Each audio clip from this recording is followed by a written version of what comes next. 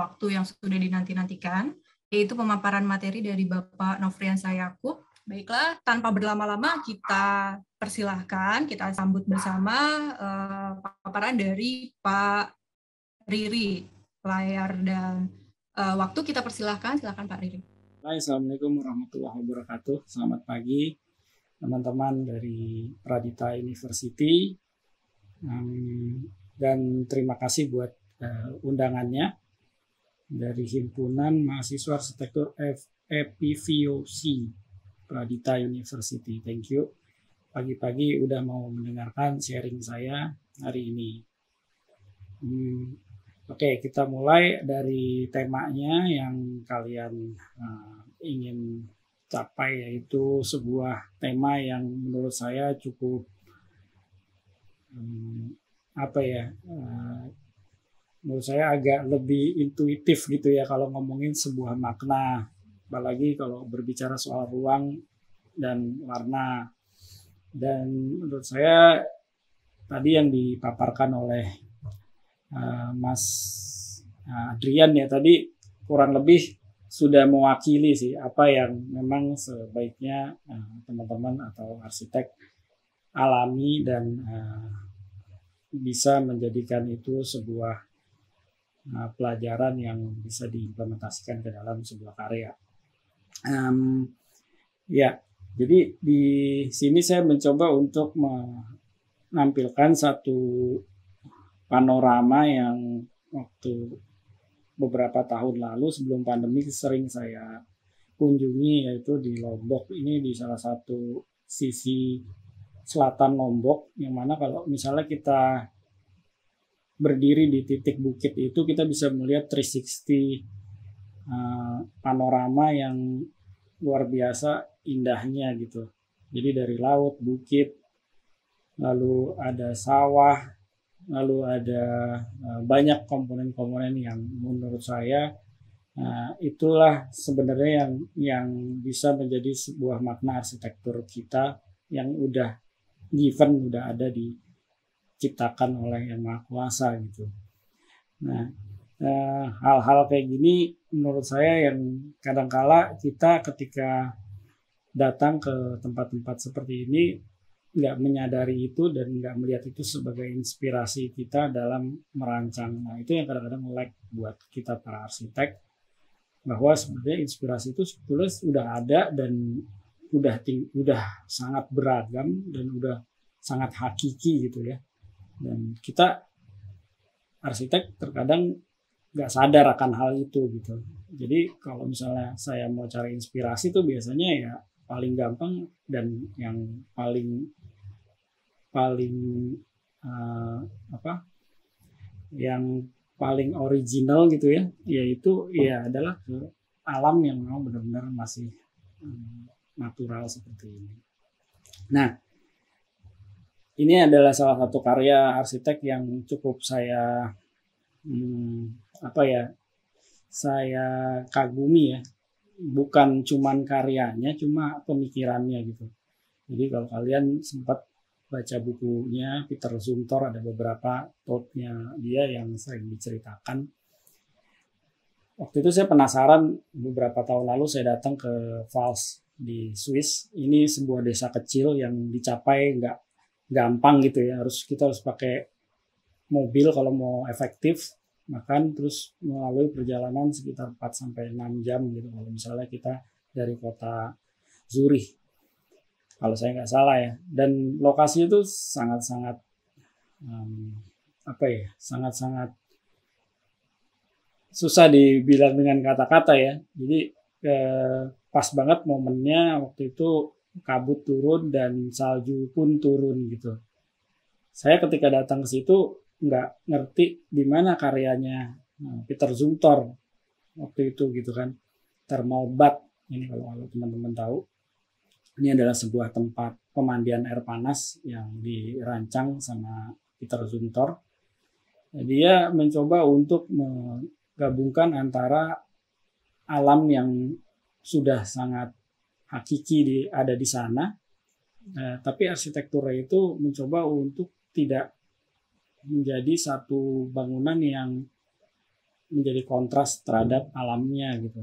Bahkan dia seolah-olah kayak terbenam di dalam bukit itu sendiri gitu.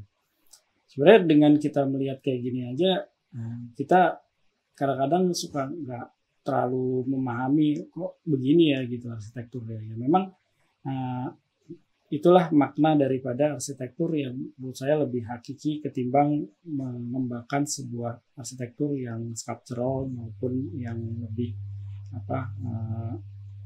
lebih ekspresif gitu. Nah, sebenarnya ini baru dari luarnya aja ya. Kalau kita mengalami dalamnya bahkan lebih puitis lagi ya. Bahkan di dalamnya bisa kita rasakan bagaimana elemen indera yang kita miliki itu semua tersentuh ya. Nah, ini yang terakhir waktu tahun 2018 saya ke Beijing, ada salah satu exhibition House Vision yang diselenggarakan di sana. Dan sebenarnya saya mau kasih lihat bahwa ini adalah arsitektur yang sudah dirancang oleh manusia ya, yang mencoba mengambil sebuah analogi yang cukup jelas dari bentuk yang sudah pernah ada dan diciptakan bahkan oleh hewan gitu ya, oleh burung gitu. Jadi arsitektur itu mencoba benar-benar mengadaptasi dengan manipulasi konstruksi yang sangat masif gitu, dan menciptakan satu bangunan yang sebenarnya kembali lagi ke alam. Ini saya capture dari salah satu bangunan lain lagi yang diexhibit di sana, sebuah pavilion yang juga akhirnya mengcapture si bird nest itu lagi gitu. Jadi kebayang ya bahwa manusia itu sebenarnya hanya mencoba untuk mengambil apa yang udah ada, terus diambil lagi, terus diambil lagi, terus diambil lagi gitu. Dan menurut saya itu sebenarnya makna dari ruang yang emang sebenarnya udah tersedia di alam ini. Nah, kadang kita terlalu fokus pada apa yang ingin kita rancang, tapi kita tidak sadar bahwa apa yang kita rancang itu sebenarnya harus menjadi bagian daripada apa yang sudah ada. Intinya seperti itulah.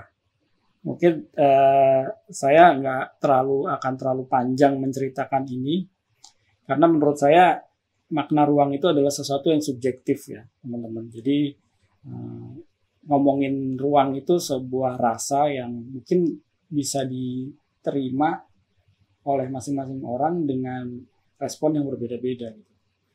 Yang harus dialami setiap orang, bahkan dengan cara yang berbeda-beda tadi, menghasilkan pengalaman yang berbeda-beda juga gitu. Jadi apa yang mungkin Mas Adrian tadi ceritakan, mungkin rasanya akan beda ketika saya merasakan langsung gitu ya, merasakan Villa Savoy, merasakan bangunan-bangunan lainnya, dan begitupun juga teman-teman gitu.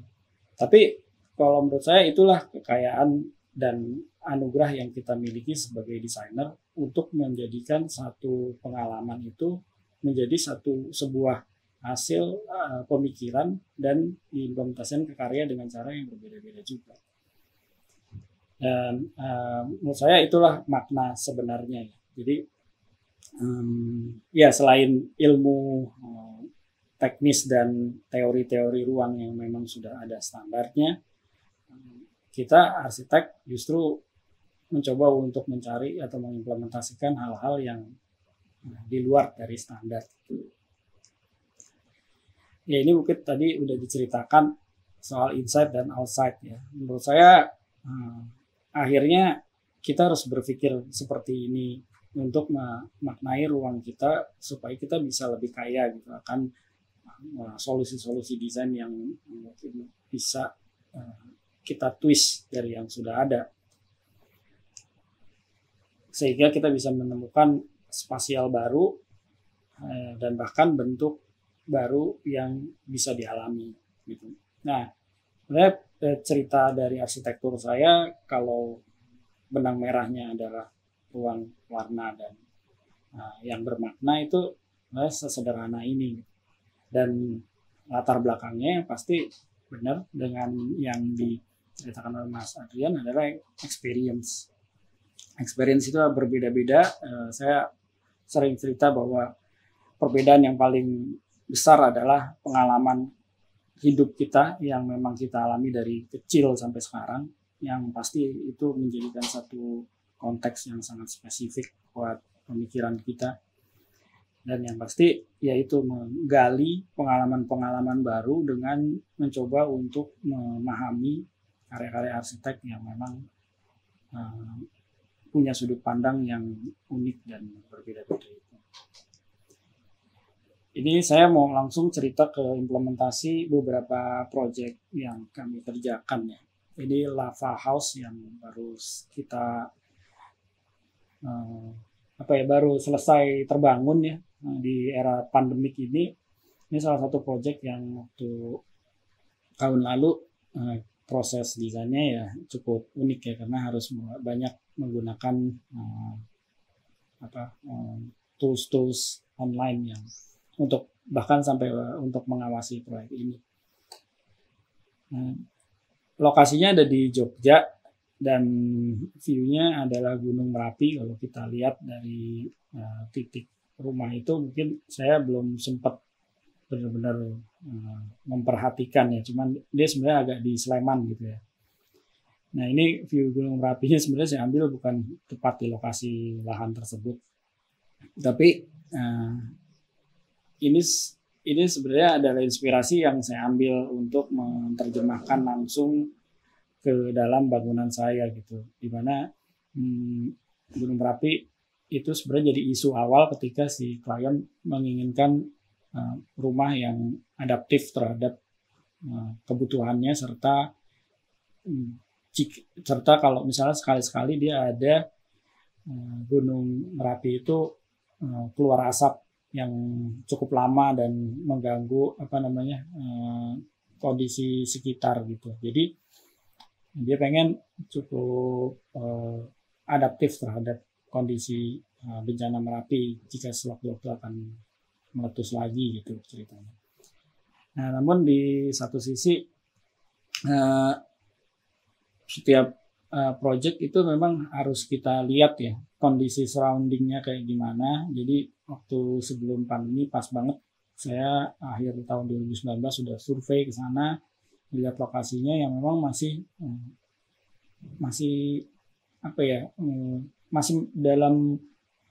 dalam kondisi transisi ya, dimana lingkungannya tuh belum benar-benar beralih ke lingkungan yang lebih modern, masih banyak spasial yang tradisional di sana. Lihat aja jalannya aja kayak belum, ya masih di beton kecil kayak gitu, belum ada saluran, terus juga banyak rumah-rumah tinggal yang ya ada beberapa yang masih tradisional, ada beberapa yang sedikit modern, ada beberapa yang memang menurut saya too much modern gitu untuk lokasi yang ada di sini. Nah, sebenarnya itu yang menjadi latar belakang kalau kita bisa lebih memahami kebutuhan dan konteks dari lingkungan di setiap proyek yang kita rancang. Nah, akhirnya analogi lava itu dari gunung coba saya implement ke bentuk atap bangunan ini. Sebenarnya ini sketsanya cukup kelihatannya ideal banget ya, tapi ternyata implementasinya nggak sesederhana ini ketika nanti spasial ruangnya kita rancang gitu. Nah, ini proses dari konseptualnya. Waktu awal saya sebenarnya mencoba untuk menganalisa sirkulasinya dulu gitu. Jadi mencoba untuk menganalogikan aliran dari benda yang organik itu gitu, ketika dia mengalir dia akan lebih smooth, nggak akan kaku gitu. Jadi itu saya buat sebagai satu sirkulasi yang menghubungkan antar si ruang-ruang yang ada di bangunan ini. Kemudian yang pasti harus meng-create space ya. Space itu yang tadi saya bilang antara ruang luar dan ruang dalam itu harus punya dialog, karena yaitu salah satu cara untuk menghadirkan esensi ruang itu lebih kuat itu ya adalah dengan mencari elemen-elemen alami untuk masuk ke dalam rumah. Misalnya seperti udara, cahaya tadi, kemudian menangkapnya secara visual. Nah itu kuncinya yang menurut saya yang harus menjadi satu benang merah di setiap karya kita. Ya kemudian ada zonasi, kemudian menciptakan atap yang lebih tidak terlalu mengintimidasi lingkungan dengan proporsi yang lebih rendah. Kemudian hubungan-hubungan ruang itu kemudian diciptakan dengan spasial-spasial arsitektural yang baru, sehingga fungsinya akhirnya ketemu gitu. Nah jadi mungkin proses desainnya ini waktu itu belum dengan mencoba untuk mengorganisasikan ruang gitu, tapi mencoba untuk mengolah tema atau konsep utama dari sebuah lava dan yang kita terjemahkan ke dalam koridor-koridor yang menghubungkan antar aktivitas. Moodnya biasanya suka kita kasih lihat. Benang merahnya adalah menggunakan material bata yang diproduksi di daerah sekitar, yang gampang dicapai ya. Nah sebenarnya sih bangunan ini cukup tinggi kalau kita lihat sampai ke belakang, namun dari depan sebenarnya kita pengen si bangunan ini cukup merunduk supaya lebih tidak terlalu kontras terhadap lingkungan yang masih banyak aktivitas-aktivitas tradisional di sekitarnya gitu. Jadi dari luar saya mencoba untuk membawa elemen alami itu dengan menggunakan bata yang tadi bentuknya dibuat lebih organik, di insert ke dalam supaya orang tahu arah di mana dia harus lakukan prosesi untuk menuju ke dalam rumah.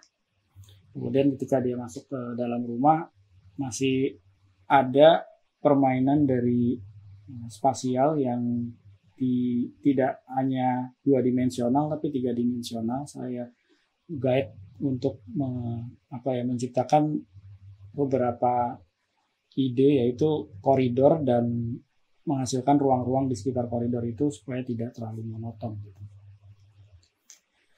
Nah, dan di tengah dia akan merasakan ruang luarnya lagi dengan dengan proses yang berbeda, dengan tujuan juga yang memang lebih private gitu. Nah ini akses menuju ke atas yang diimplement dari bentuk yang melengkung tadi. Nah di sini saya pengen coba memberikan, mungkin kalau kayak Peter Zumthor jadi kayak lebih puitis gitu ya. Jadi nggak melulu ruangan itu harus penuh dengan kaca, tapi ruangan itu dibuat lebih sacred gitu, dan ada cahaya yang cukup, namun cahaya itu datang dari atas sepanjang koridor itu, yang mungkin satu waktu di siang hari dia akan mendapatkan elemen-elemen cahaya baru yang nggak dia dapat di ruang yang lainnya.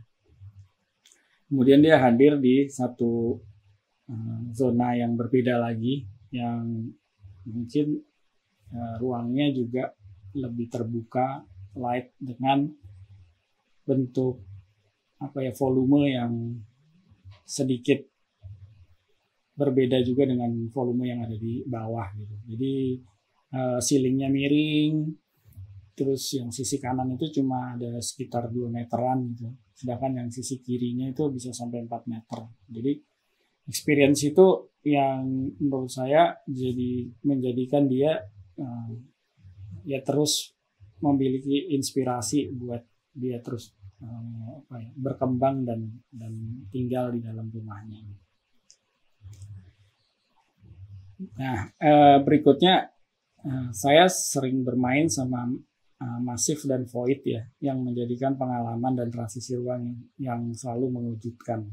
Ya pengennya gitu ya. Jadi arsitektur itu nggak cuman harus normatif, nggak harus fungsional, karena menurut saya tugasnya arsitek adalah memberikan kejutan-kejutan itu yang mana memang seharusnya kejutan-kejutan itu ya sudah ada gitu ya. Kayak saya naik ke atas bukit di Lombok itu, kalau kita nggak naik kita nggak akan terkejut ternyata seindah itu alamnya gitu. Di proyek Cilandak Stackhouse sebetulnya ini ceritanya agak lucu ya. Jadi saya mendesain project ini tuh dikasih waktu cuma semalam. Jadi mungkin buat teman-teman mahasiswa jangan ditiru ya. Jadi proses analisanya agak terbalik. Saya disuruh mempresentasikan ke investor untuk menghadirkan satu klaster bangunan yang harus, kalau investor kan harus komersil ya gitu, jadi harus bisa menjual gitu. Nah awalnya tendensinya sih untuk itu gitu, tapi saya mencoba untuk bukan memperlihatkan sosok bangunan yang mewah, yang glamor atau yang monumental, tapi justru menciptakan satu pengalaman yang berbeda gitu dari bangunan yang pernah ada. Ya, ini sebenarnya sebuah townhouse di Jakarta, dan menurut saya di sekitar townhouse itu udah banyak ya tipologi bangunan yang memang ya udah nggak bisa kita adu lagi, dia udah pasti mewah-mewah gitu ya. Nah, kita kasih identitas apa nih waktu itu ya? Idenya sih sesederhana ini, membuat stacking mesh yang kemudian menghadirkan satu atau dua experience antara inside dan outside. Kemudian diterjemahkan ke dalam material-material yang berbeda si masa-masa itu yang ditumpuk dan memberikan beberapa efek anti gravitasi yang mungkin bisa menghadirkan bukaan-bukaan yang berbeda juga gitu. Total sebenarnya di sini ada 4 rumah dengan 2 tipe yang berbeda ya. Nah, tipe ini memang saya pengen orang itu nggak melihat definisi rumah townhouse itu seperti halnya rumah townhouse yang udah ada gitu, yang mana biasanya masuk ke dalam rumah, pagar, ada tangga naik, terus ada pintu besar gitu ya. Nah, itu rumah townhouse. Nah, sedangkan di sini saya nggak mau kayak gitu, bahkan pintunya dari depan nggak kelihatan, dia harus melewati sebuah ramp untuk naik ke atas sampai ke belakang. Kemudian baru dia akan mencapai satu titik di mana dia harus muter balik, dan kemudian dia harus naik lagi ke sisi yang berbeda.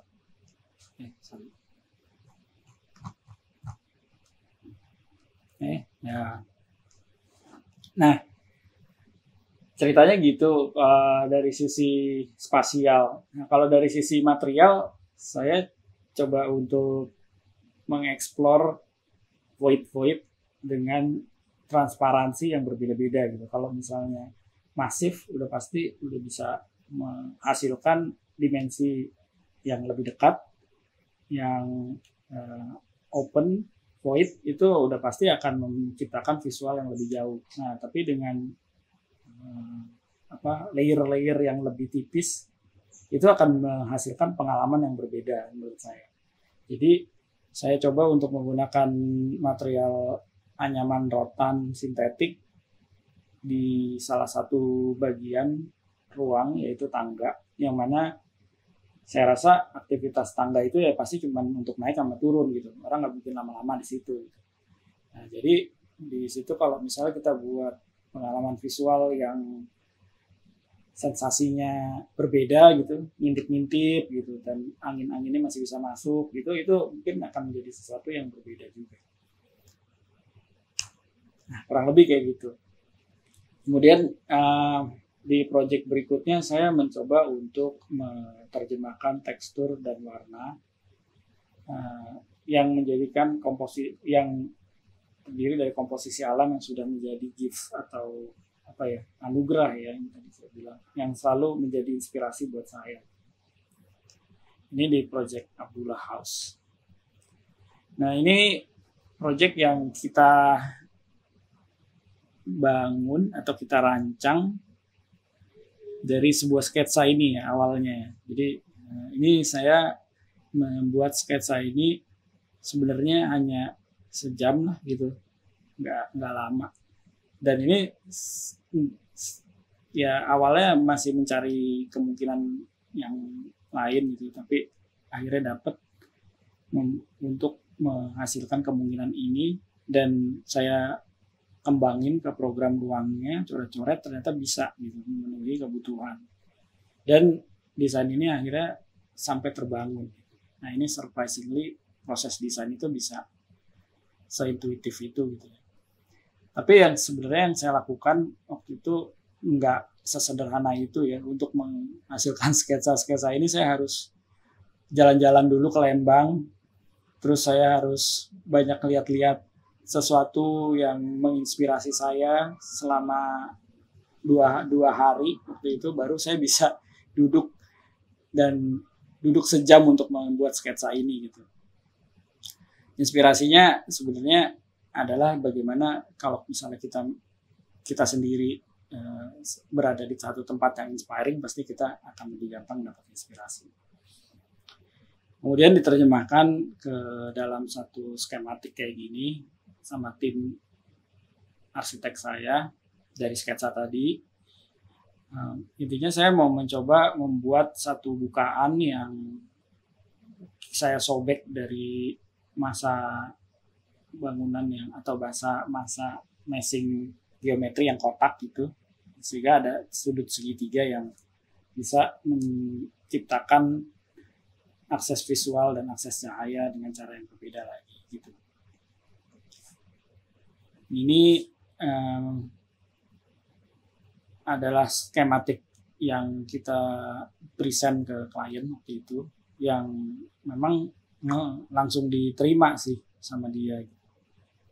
Awalnya dia agak ragu dengan ide ini, dan memang secara sosok bangunan ini bukan identitas yang diharapkan, tapi kemudian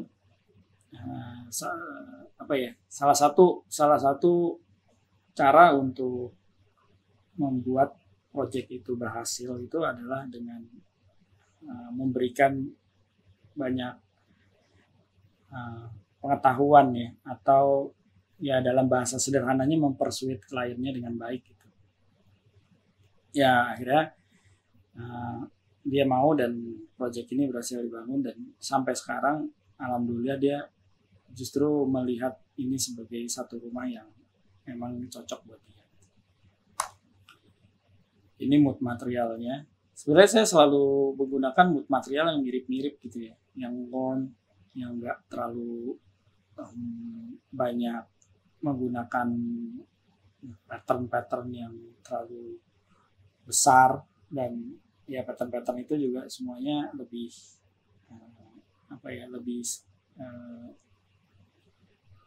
repetitif aja gitu ya. Nah, ini satu rumahnya mungkin teman-teman udah pernah lihat. Jadi kalau misalnya dilihat dari depan, dia semasif ini, senegatif ini gitu ya. Tapi di satu sisi sebenarnya si rumah ini banyak bukaan yang kita create, bukan itu bukan lagi ke depan, tapi ke sisi-sisi yang memang memiliki privasi. Karena request dari kliennya waktu itu, dia memang pengen punya rumah yang kalau istrinya buka jilbab tuh nggak terlalu terganggu gitu.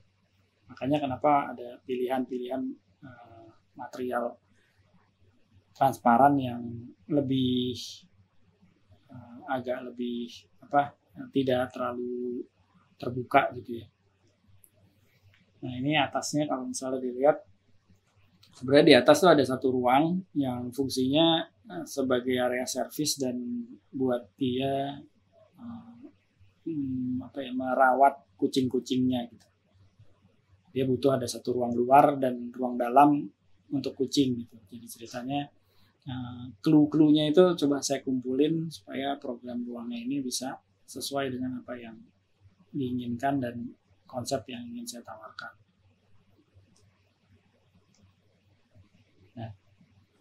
Ini arah bukaan yang saya create, jadi saya buat ke samping.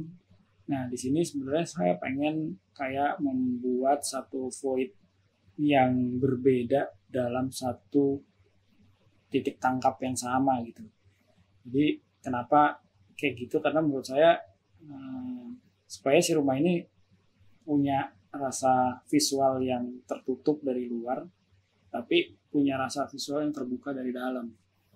Jadi kenapa pohon-pohon itu dibuat di grooving secara random dan ada yang masuk ada yang di luar, itu ya supaya kesan antara arsitektur dan alamnya itu nggak saling terpisah, malah jadi saling menyatu, ngeblend gitu. Lalu dia membutuhkan satu area service yang terpisah, yang saya riset ke dalam, dan tercipta satu area terbuka yang bisa ditempati gitu, diduduki. Dan tempat ini sebenarnya jadi area publik atau semi publik yang dia akan pakai kalau misalnya dia punya aktivitas dengan orang luar. Nah, ini sisi sebaliknya. Nah, jadi dari samping sebenarnya rumah ini sangat-sangat transparan gitu ya. Dari ruang luar ke ruang dalam itu nggak ada sekat sama sekali. Bahkan sebisa mungkin dari dinding ke dinding itu saya buka sebesar-besarnya. Supaya hubungan antara ruang itu juga masih ada, meskipun dari luar kelihatannya nggak ada hubungan sama sekali. Bahkan di area lain seperti tangga gitu, saya juga tetap mau menghubungkan area luarnya gitu dengan menggunakan bukan lako, bukan glass block gitu, supaya antara cahaya dan udara tuh punya peran yang berbeda-beda ketika di ruang itu dipakai. Jadi privasi tetap dijaga, udara tetap mengalir, makna ruang yang dia dapatkan tetap memiliki privasi, namun rumah ini tidak menjadi rumah yang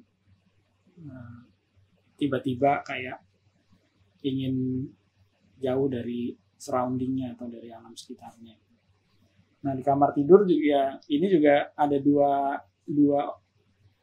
void yang berbeda. Yang pertama, yang kiri itu kalau misalnya dia tetap masih membutuhkan privasi, tapi dia pengen menikmati melihat hijaunya pohon dan dedaunan tanpa harus keganggu oleh orang-orang yang lewat. Kalau yang kanan ya itu mungkin bisa nembus langsung ke luar rumahnya gitu. Nah, jadi ini yang dua bukaan ini yang menurut saya juga bisa jadi sesuatu yang berbeda dari pengalaman visual dia di dalam rumah.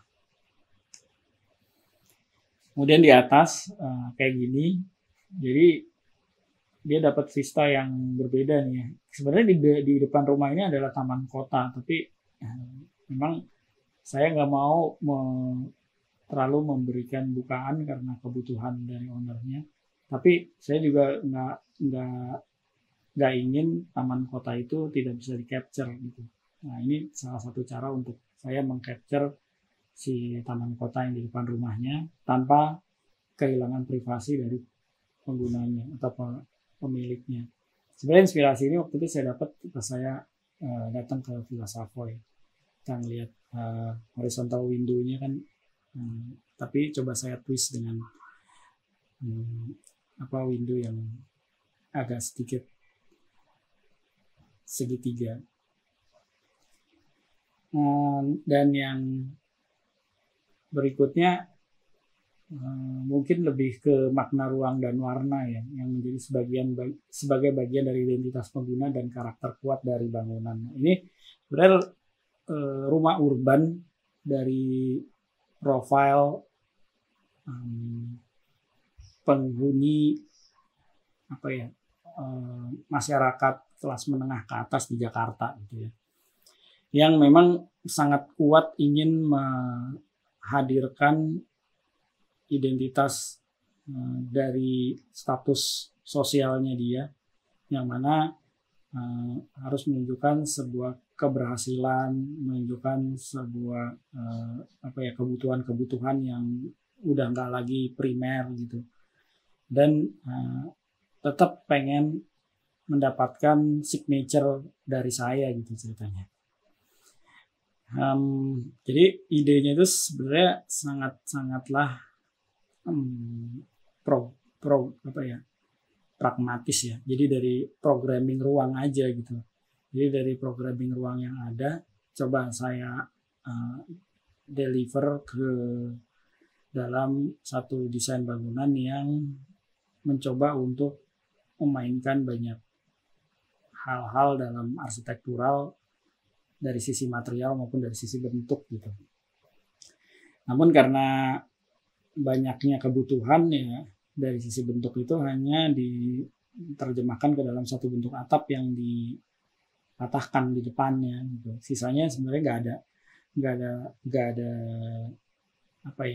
ada identitas bentuk lainnya yang coba saya terjemahkan. Hanya mencoba mengorganize ruang-ruang yang ada sehingga pengalamannya juga masih bisa dicapai sebagai identitas si rumah ini. Moodnya mungkin masih mirip ya, mungkin agak sedikit bright sedikit. Nah, rumahnya mungkin teman-teman juga udah pada ngeliat. Jadi ini berada di daerah Jakarta Selatan, tidak berada di dalam suatu komplek tertentu. Jadi di sini lalu lalang kendaraan dan mobil dan motor cukup banyak. Jadi saya berusaha untuk mencoba tidak terlalu terbuka, namun juga enggak menjadi satu sosok bangunan yang terlalu masif gitu. Jadi bangunannya di setback dari bawah sampai atas dengan jarak yang berbeda-beda. Bawahnya itu lebih mundur, atasnya agak maju, atasnya lagi lebih maju lagi gitu. Nah dengan begitu skala orang yang lewat di jalan itu saya harap nggak terlalu terintimidasi oleh si rumah ini. Nah sebenarnya di sini banyak permainan material dan permainan tekstur, warna serta pattern ya. Jadi salah satu yang menurut saya bisa memperkaya arsitektur kita itu adalah bagaimana kita mengkomposisikan itu, membuat satu formula yang bisa kita latih sebenarnya, membuat racikan itu dari banyak-banyak melihat formula yang udah ada di alam gitu. Karena sebenarnya kan kita udah sadar bahwa kayu itu ada, daun itu ada, tanah itu ada gitu, warna-warnanya itu kan sebenarnya udah saling bersandingan. Nah itu kita bisa create itu sebenarnya ke dalam arsitektur artifisial yang kita ciptakan. Ini masuk ke dalam rumahnya menggunakan rem. Kemudian di atas ada fasilitas swimming pool yang saya ingin sedikit buka, tapi masih ada sebagian yang terlindungi dari bangunan di atasnya. Ya itu lagi-lagi supaya ya orang yang menikmati aktivitas berenang ini juga punya experience yang berbeda gitu. Jadi ketika dia di sisi sana, dia bisa langsung melihat langit, ketika dia di sisi sini dia berada di salah satu ruang yang emang nyaman buat dia gitu. Sebisa mungkin juga akhirnya semua ruangan yang ada di rumah ini diorientasikan ke ruang-ruang luar. Termasuk di basement gitu ada sobekan kecil, kita bikin create satu taman kering seperti ini.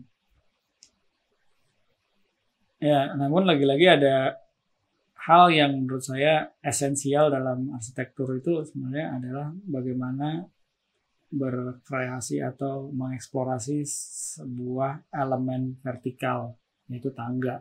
Karena menurut saya tangga tuh udah dari sananya sculptural gitu. Jadi kalau mau bikin elemen of contrast atau mau bikin sesuatu yang yang bisa mengeksplorasi ke kreativitas kita sebagai arsitek.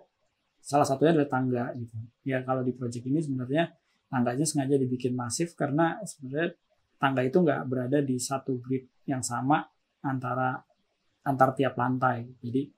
Jadi sebenarnya kalau di beberapa titik sisi rumah ini kita bisa menikmati tangga ini dengan geometri yang berbeda-beda.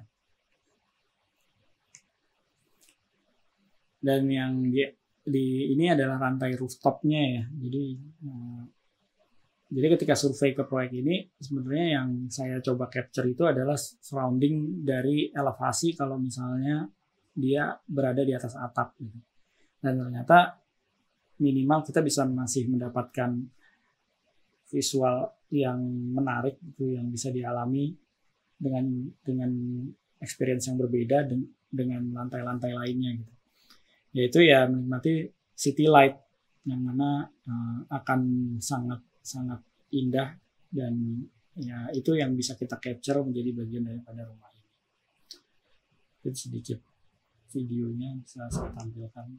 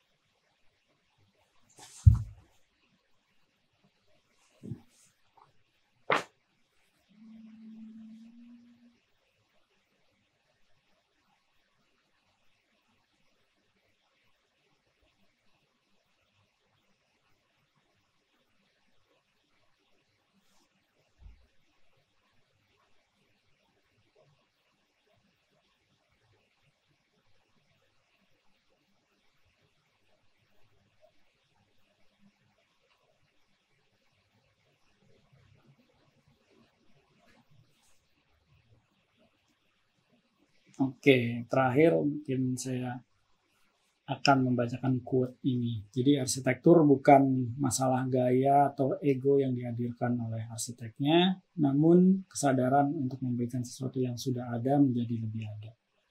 Terima kasih.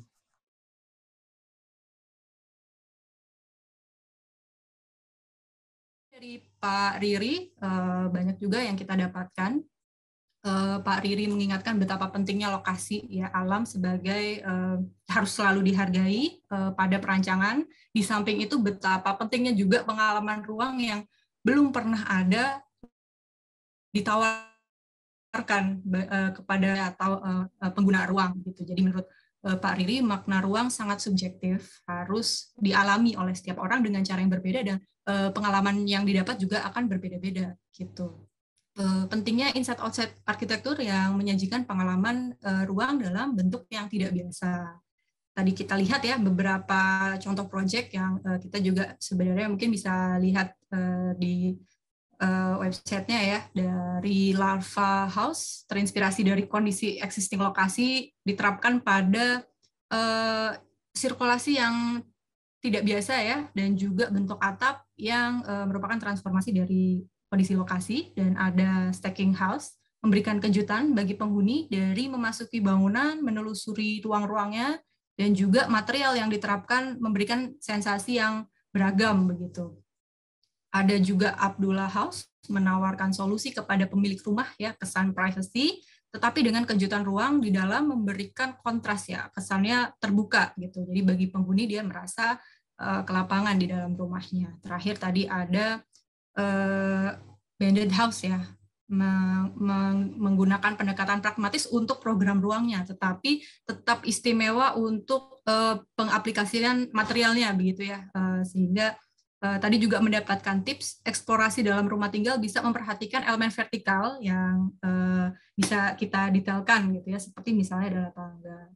Demikian kesimpulan yang dapat saya berikan untuk reminder bagi kita. Nah, kita